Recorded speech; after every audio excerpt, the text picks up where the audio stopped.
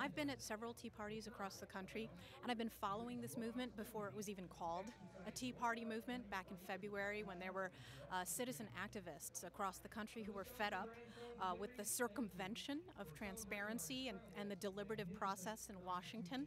I think that many of my colleagues in the mainstream media have been completely deaf and blind to what's really going on here. It is a counterinsurgency, and it's not just about one party and one president. It's about the culture of corruption, the culture of entitlement, the culture of arrogance in the Beltway that people are rising up against. Is there anything unique that you want to say to the people of Wisconsin since you have the chance? Oh, I think that this state and this city in particular have been ground zero for this grassroots taxpayer revolt. And before there were all of these town hall protests over the summer where people were talking back to their congressional representatives, it was happening here. There were folks here who were shouting at John McCain that he wasn't fighting hard enough on the campaign trail. Do you remember that? James Harris stood up. There was someone who said he was mad. He was mad. And it's that anger that has been captured by this movement. It's that anger that the mainstream media is trying to marginalize and demonize, as if we should be ashamed that people are fed up with their government and their lack of representation. But I think this is, of course, well within the tradition in American history of people petitioning their government for a redress of grievances. That's exactly what's happening here. As I'm sure you know, former President Carter injected a race into this, saying that some of this criticism is racially based. We heard some response to that today.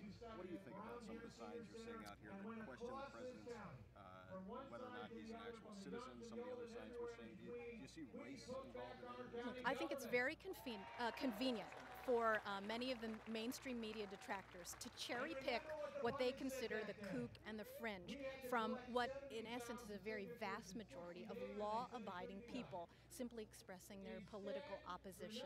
I don't agree with everything that everybody says at these rallies, but there is a common theme of making their government accountable to them. That's what this is about, and it is not about race. I think that the race card is the first refuge of left-wing scoundrels, and people are getting sick and tired of it.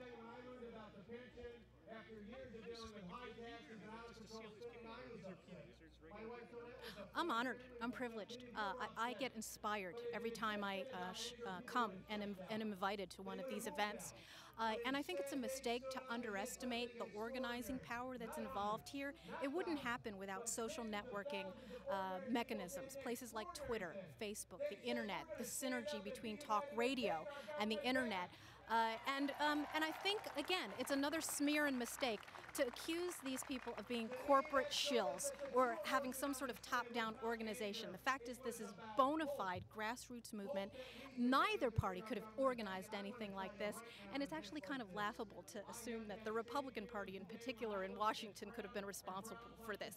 If they had been capable of something like that, they wouldn't have been as much trouble as they were in last November.